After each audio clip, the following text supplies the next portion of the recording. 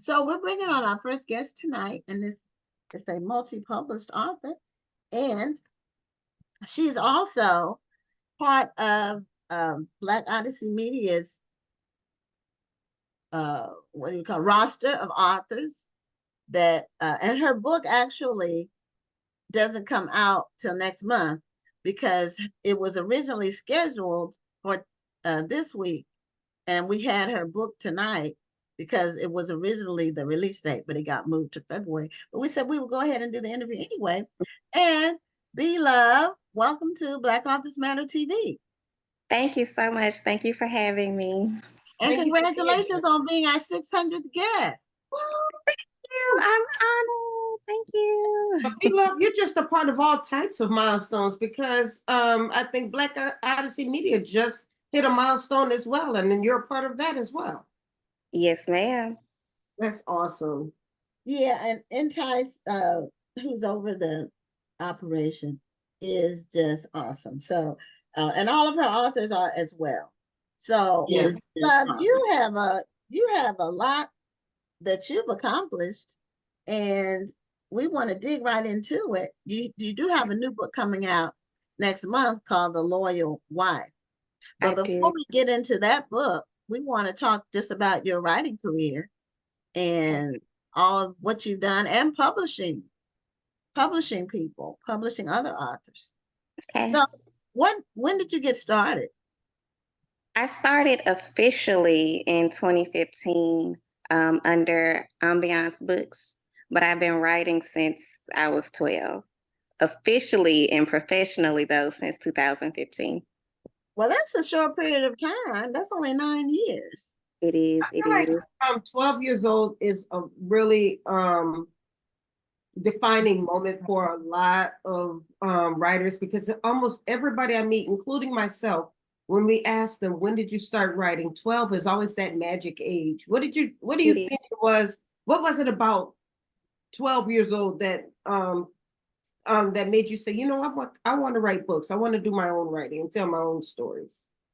For me, I think it was that transition from middle school to high school. It actually started, I hate telling this story, but it actually started with music, with raps and poetry.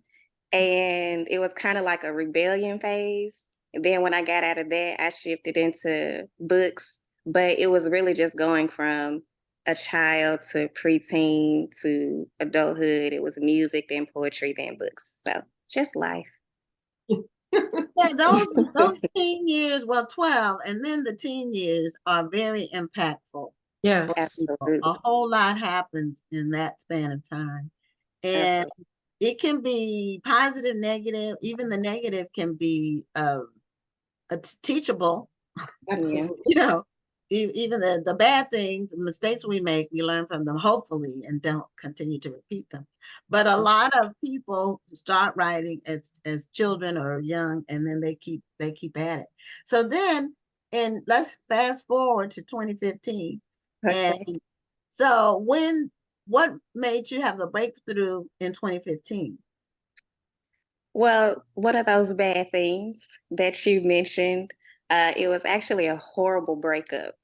Mm. And I wanted to express it in a creative way, but I also wanted to get the ending that I felt we both deserved. I'm not going to go into how I got him back, but a Oh, you very got it back fast. though. Oh, Got, yes, got yes, him I got back, him back. got I him got him back, back. or got back at him. That's two different things. What got back at him? You're Okay. right. Oh, You're okay. right. I'm about to say you said got him back, so I thought you got him back. Yeah, Oh that's no. Got back at him. Got back at him. okay. That relationship ending, I needed an escape. I needed something I could control, something that I could turn out the way I wanted it to. And I actually had a friend to come to me to buy one of my poetry books. And she was telling me about her publishing process with an independent publisher because I was unaware of like the ebook world. I was a traditional girly, paperbacks, bookstores, all of that. And she was telling me, yeah, I signed to this independent publisher. You should give it a shot. So I put all my little heartbroken words into that book and submitted it with no expectations, and they accepted it. Well, if it's based on your personal experience, I'm sure it was filled with emotion, and Absolutely. that's what grabs readers. Absolutely. That's true. I to this day when people comment on that book, it's not embarrassing, but because I know all of me that I put in it, I kind of just be like, "Oh, you guys, you really like that?" It's so hard for me to read that book now, but it was the start of this beautiful career and life that I have now, so I'm grateful for it. So what I was the think name of that because you book? were honest. You were honest and you kind of Yeah. stripped down I and did. Yeah. real with it. And I think a lot of people appreciate that. They want to feel like they know the author, and you probably gave them that. Yeah. Now, what was the name of that first book? The one It that, was Kaylani and Bishop, and then the subtitle was A Case of the Exes. So it was just a lot of crazy drama with exes going on in that book. oh, okay, so it was the names of the two characters. Yes, yes. Okay, and of course, those weren't your name. It wasn't your name and your Oh no, ex's I was name. too scared to do You that. have Yes. to change the names to protect the innocent or the Yes, guilty. yes, that's it. That's it. So then, okay, so after that book, now you had indicated that you have played a part in, is it 175 titles? That's Yes. awesome. For mine, yes, not including my authors. Yes. Okay, since 2015. Yes, ma'am. How were you able to, what some of those novellas or short stories or, The bulk of them were full length over 45K, but a lot of them were also some 20 to 30K novellas. But I've been okay, doing it full time since I started, so I write 8 hours a day. So it's fairly easy for me to knock a book out in a couple of weeks. well, that's admirable. Thank you. Yeah, so Thank it seems like if you're able to do this in a couple of weeks, when you're in it, you're in it. So how do you block out the rest of the world so you can concentrate on getting this book done? It kind of is a situation. Well, now I have a partner who takes care of things when I'm writing. But before I had that, it was like a shut down everything kind of thing. When I'm working on a book, I don't care about how I look, how I feel. If I'm eating, I'll eat tuna all day and noodles. I don't care. My phone is on do not disturb. It doesn't matter. But now with him, he takes care of the house and making sure I'm eating healthy and all of that kind of stuff when I'm in that mode. But whatever I have to do to get it done, I just do because I'm in my zone. I'm smiling because I hardly ever leave the house anymore. I mean, I still work full time, but I also have editing, I have writing that I need to do. So Mhm. it will be all over the place. And Yes. I'll just be walking around in sweats and leggings and shorts. And Mhm. my mom was like, you should get your hair done. I'm like, why? I'm It not doesn't going matter. anywhere. Yes, exactly. Exactly. I'm the same way. Yeah, so Have you, I feel like I'm here with you on Yes, that. ma'am. Yes, ma'am. It's either this, something like this that I don't have to do anything to, or it's Yeah, under a scarf or a bonnet because it's just not a priority when I get in that writing zone. exactly. okay, so is this Monday through Friday, basically, do you try to keep your weekends free? Well, it's Monday through Friday this year, but I can admit in the past, my workplace schedule was non-existent. So if I was writing a book, it's Monday to Sunday from when I wake up to when I go to sleep. It wasn't healthy. I can admit that, but it was when I get locked in with my characters, I don't want to talk to nobody else. I don't want to do anything else. I just want to give them their voice. But for now, I'm trying to stick to a normal 9 to 5 ish type of thing with my writing. So it's Monday to Friday. Okay, so are you in a particular genre? Oh, I'm all over the place Okay, with so you genres. across genres. So what romance is one Yes, I or do urban? contemporary romance, I do Okay. urban romance, and now I'm shifting into thriller romance. Ooh, Okay. rubber romance. Ooh, do tell. Yes, that's actually what is the traditional book coming out next month. And it's standard thriller, but I am such a hopeless romantic to the point where even the bad guys got to get a good girl. So I always like to throw a love story in there somehow, regardless of the genre. But it's your typical thriller, just with a very good love story. I like it. Wow. So then when did you, let's fast forward again. When did you start the publishing arm and taking on other authors to publish their books? I believe I started officially January 2018, but I want to say I started getting my authors late 2017, I believe. I think our first book came out like January 8th of 2018. I started with maybe 3 to 5 of them, and now I have like 33, 34. So we've grown a lot. Okay, so since you have your own publishing arm, do your books say Be Love Presents for the They authors that you have under your wing?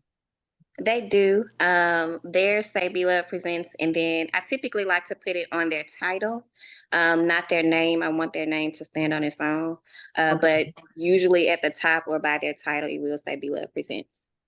okay. And are those books romances, urban romance, thriller romances? What are those? They do all of it. We got some fantasy, paranormal, thriller romance, urban romance, women's fiction. They do it all. Okay, that's So really you don't have a limit. As long as the author is writing well and they're putting their full effort into it, you don't mind publishing whatever? Or is it going to be all fiction? Or are you doing nonfiction as well? We've tried nonfiction in the past and we've tried poetry. Those two things, I don't feel like I really had the best market for. So, as long as I feel like it's something that I can push to our readers, I'm definitely down to publish it. But if I feel like it's not going to be something that I can sell well because we don't have the readers for it, then I'll have to pass on it. But we've got a very large scale as far as what we can do with genres. Thankfully, I'm so grateful because they love being experimental, which I love too. So I so. like Are most of the books ebooks, or are they also in paper, trade size, or is it we do mostly ebooks. ebook? We do mostly ebooks. I like for my authors to have their own paperback rights. So however they get it with their paperbacks, that's on them. But for the most part, we do ebooks. Some of them are venturing off into paperbacks with Amazon. They're trying to do some distribution through Ingram, but it's really just however they want to do it because I let them keep their paperback rights. Oh, okay, okay. So you do the ebook.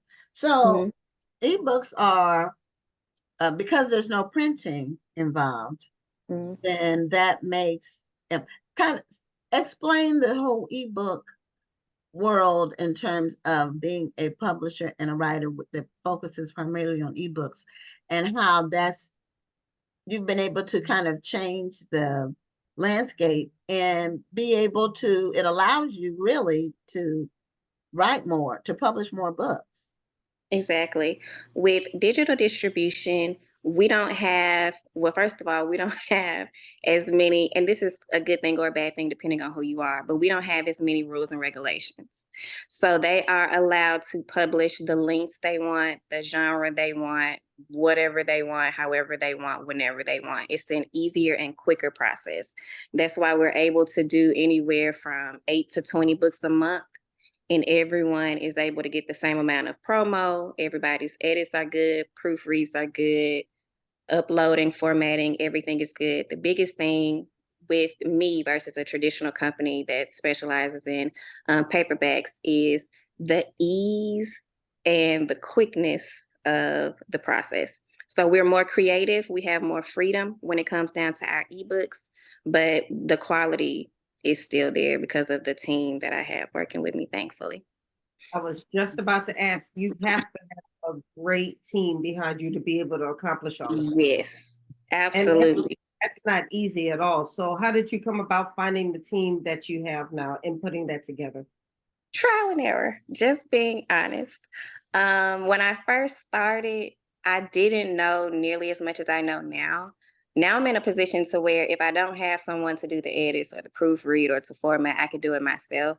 But in the beginning, I was very green and it just took a lot of recommendations, networking, trial and error to find the right people. But it's easier the bigger your team is. So there was a point where I was trying to do everything myself, but now I have the editors, the proofreaders, the manuscript coaches. Everybody got a part to play in this whole process in order for it to be running as smoothly as it has been for this long. But just a whole lot of trial and error. That's Well, wonderful. that's, any project, anything Mhm. you do, it depends on your team. You have to Absolutely. have a team that's professional and skilled and dependable. Yeah. Dependable And is the John, big, because there are some people who think they can write, they think they can edit, and they want to edit other people's stuff, but the talent isn't always there. So that's the reason why I asked how you were able to bring about that team. Because I know I have hired and fired so many people over the years, or sometimes I didn't fire them, I just stopped calling and to telling stop them I using them. Yes. It was a soft fire. It wasn't like an I aggressive like that. fire. I like that. I like that. I have to use that. I like that soft fire. Just don't go back, Mhm. Exactly. I like and that. it happens. So, Yeah. with the editing, well, depending on if they're going to be copy editing or content editing, but with proofing and copy editing, that part of it, you really just need somebody who's really meticulous, just Yes. really particular and catches every single little thing. I've Yeah. I've been fortunate. I found someone several years ago, and I don't even know how I found her. I can't even remember. But she's like edited the copy editing, my last 10 books. And she's just so meticulous. She catches every little thing. And I'm very particular. So when I give it to her, it's more or less where I think it should be in terms of just, Mm. I've already read it 3 times to try to catch things. But I tend to, one thing I miss commas. I misuse commas. That's one I still get mixed up on that sometimes. And she just catches everything. And when she's done, I can feel confident Yeah. in the end product. And that's really important. Yeah. Yeah, Having that's the right editor makes all the difference in the world. Yeah. And unedited work should never be published. I 1000% agree. It should not see the light of day. If you have a 1000%. book and you don't have it edited, don't put it out there. Yeah. It's just don't, it's not gonna represent you well. It'll represent you, but not well. And you don't want that. So tell right. us about how did you get what made you decide to do this next book through Black Odyssey? It was an amazing opportunity. I've always been a traditional paperback girly, and my goal was always to be in stores, but I did think it would be with contemporary romance. And my wonderful literary agent, LaShira Lee, brought me this opportunity, and I was like, who wants to work with me? There was no way. I believed it was real until I actually talked to Entice on the phone. And she was hyping me up with this vision that she had for Black authors, specifically Black authors doing thriller. And when she presented her vision, I couldn't pass it up. I had done maybe like one or two test novellas to try the market with thriller as ebooks. And I was a little leery, but her vision, I couldn't pass up the opportunity of being a part of it. So she gave me the challenge and I accepted. Okay. Well, tell us about the book that's coming out, The Loyal Wife. Okay, so Do I'm you a, have an arc? Do you have a copy of it? I don't yet. I was hoping Yeah. I would have it, but I don't have it yet. Okay. Um, I'm gonna try to do this without giving too much away because the difference between romance and thriller romance, you got to keep them secrets, honey. So I'm gonna try, but it basically revolves around Dante, who is the main male character, and he ends up having this horrible near fatal car accident. Wakes up with amnesia, no idea of who he is or where he is, and his wife comes to claim him and his possessions. As the title suggests, she is a very loyal wife, and she's trying to do everything that she can to make his return to normality peaceful. But Dante has a lot of questions about their past and his surroundings, his environment, and things like that. And a lot of secrets begin to unfold and make him question not just, is she loyal? Is she his wife? Is she to be trusted? And who is he? So it's a lot of mystery and questions and plot twists that will have readers on edge. I like it. I could just see it Thank now. you. And all the things that he probably just accepted when he was in his normal mind. Exactly. And when he's in a different mind, he's like, wait a minute. Heavy What's going on? paranoia. Heavy paranoia. Mm-hmm. I like So it. the little bits and pieces come back to him, like to see how flashes.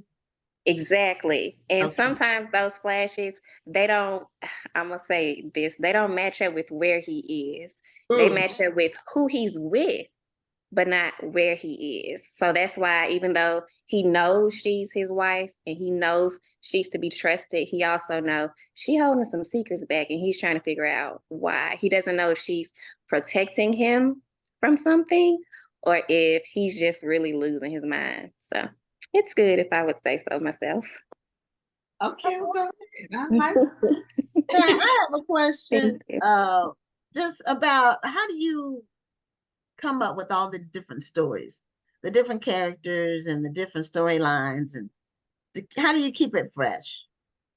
Um, the first thing is the ideas are gonna come from like people watching a TV title, a song, anything like that. But it's honestly from my head. My grandmother will always tell us, "You're not crazy if you don't talk back to yourself." So Yeah, as what long I as you would don't answer yourself, you're not crazy. yes. So what I would always do is just see stories in my head, but try not to respond to them. So what I often do is just talk to somebody like I'm telling them something that's happening in my life, so I won't feel crazy. And as I'm talking to them, that story unfolds. But the inspiration can come from literally anything. It could be a man dropping his coffee on a bus, and that scene turns into a whole book. Oh wow, that Yeah. takes Are a are really you an ear creative hustler? mind. I'm an ear hustler. And not that I care about what I don't care about this. Is I just like to hear the dynamics of a conversation. And I like Exactly. to hear what motivates the person to say what they said. So I Mhm.